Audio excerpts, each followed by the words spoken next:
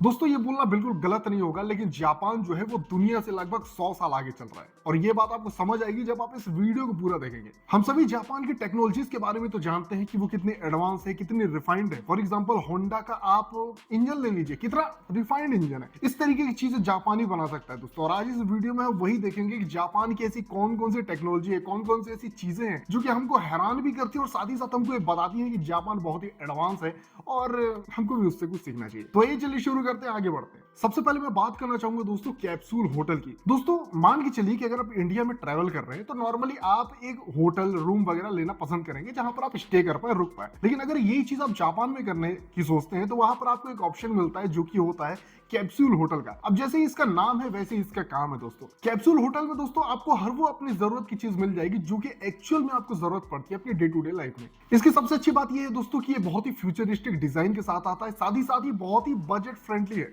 दोस्तों इसमें आपको हर वो सुविधा मिल जाती है जिसकी आपको जरूरत होती है, जैसे कि बिस्तर, टीवी, वाईफाई, चार्जिंग पोर्ट, सारी चीजें आपको मिल जाती है, वो भी एक बहुत ही कॉम्पैक्ट स्पेस में, जो कि देखा जाए तो एक बहुत ही यूनिक कॉन्सेप्ट है जिसको आई थिंक हमें भी एडॉप्ट कर लेना चाहिए। क्या बोलते हैं?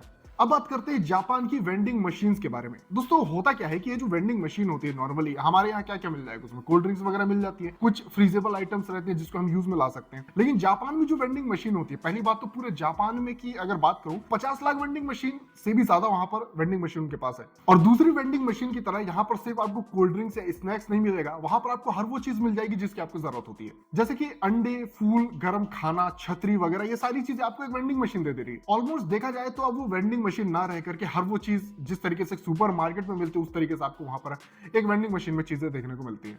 चलिए आइए अब बात करते हैं जापान की बुलेट ट्रेन्स के बारे में। देखिए जापान की जो बुलेट ट्रेन्स होती हैं दोस्तों वो बहुत ही ज्यादा फास्ट होती है, जैसे कि नाम से ही समझ आ रहा है बुलेट ट्रेन है तो जाहिर सी बात है फास्ट ही होगी, क्या बता रहा हूं मैं। लेकिन दोस्तों ये जो ट्रेन्स होती है इनके पास एक बहुत ही यूनिक कैपेबिलिटी भी होती है। आपको बताना चाहूंगा जापान में पहली बार भूकंप बहुत ज्यादा आते हैं, जिसके चलते ये जो ट्रेन होती है इसमें अलग ही टाइप का एक सिक्योरिटी सिस्टम इसमें मौजूद होता है। तो होता क्या है कि वो जो बुलेट ट्रेन होती है, जैसे कि इनकी बुलेट ट्रेन का नाम है शिंकासेन ट्रेन। अब ये जो ट्रेन है इसके अंदर एक सेंसर लगा हुआ है, तो जब कभी भी मान के चलिए जापान में भूकंप वगैरह आएगा तो ये ट्रेन ऑटोमेटिकली जहां है वहीं रुक जाएगी। कुल मिलाकर के इसका एक अपना सिक्योरिटी सिस्टम है जिसके चलते ये लोगों की जान बचाता है खुद चीजों को एनालाइज करके। तो सोच सकते हैं कि ये बहुत ही एडवांस चीज है जो कि देखा जाए तो एक तरीके से बहुत ज्यादा यूजफुल है, लोगों की जानें इससे बच जाती है।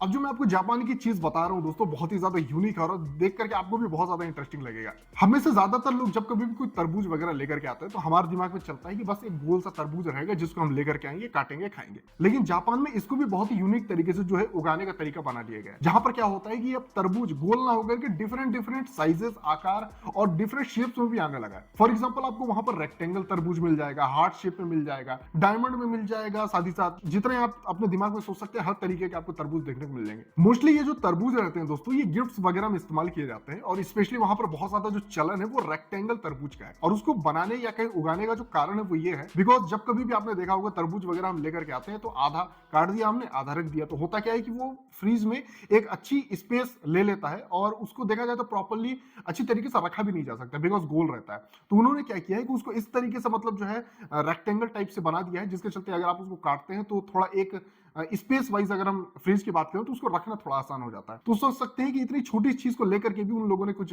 इस तरीके से टेक्नोलॉजी बना ली और उसको फिर अलग अलग तरीके से वो सेल भी कर रहे हैं, मार्केट भी कर रहे हैं और एक अलग ही इंडस्ट्री उनकी अपनी खड़ी हो गई है सिर्फ तरबूज को एक शेप देकर के उन्होंने ये सारा कुछ कर डाला। अब चलिए बात करते हैं अगली चीज की जो कि है जापान के टॉयलेट्स। दोस्तों ये सुनकर के थोड़ा अजीब लगेगा लेकिन अगर हम बात करें हमारे टॉयलेट की तो वहां पर हम जाते हैं, हम अपना जो भी काम वगैरह रहता है हम कर करके आ जाते हैं। लेकिन जापान में अगर आप ये चीज करने जाएंगे तो वहां के टॉयलेट्स में आपको बहुत सारी यूनिक चीजें देखने को मिलेंगी। फॉर एग्जाम्पल वहां पर आपको गाना मिल जाएगा, जी हाँ गाना सिस्टम, पूरा गाना बजते रहेगा आपके सामने, उसमें गर्म सीट्स भी हैं, ऑटोमेटिक फ्लश भी हो जा रहा है, मतलब सारा कुछ उन्होंने ऑटोमेटिक कर डाला। साथ ही साथ ये जो टॉयलेट होते हैं ये पूरी तरीके से आपका सेहत का ध्यान रखते हैं, आप चाहें तो इसमें अपना वजन भी तौल सकते हैं, सोच सकते हैं कि किस किस प्रकार की चीजें ये जो है बना रहे होते हैं। तो एक तरीके से देखा जाए तो इन्होंने हर वो सिंपल सी चीज जिसको हम यूज में लाते हैं उसको भी एडवांस कर दिया है अपने टेक्नोलॉजी का यूज करके। तो दोस्तों कैसे लगे आपको ये जापान के इनोवेशन जो कि काफी ज्यादा यूनिक थे, कमेंट में जरूर बताइएगा। अगर आप चाहते हैं कि इस टाइप की वीडियोस में फ्यूचर में और लेकर के आता रहूं तो चैनल को सब्सक्राइब जरूर कीजिए, साथ ही साथ इस वीडियो को अपने फ्रेंड्स और फैमिली मेंबर्स के साथ भी शेयर कीजिए ताकि वो भी जान पाए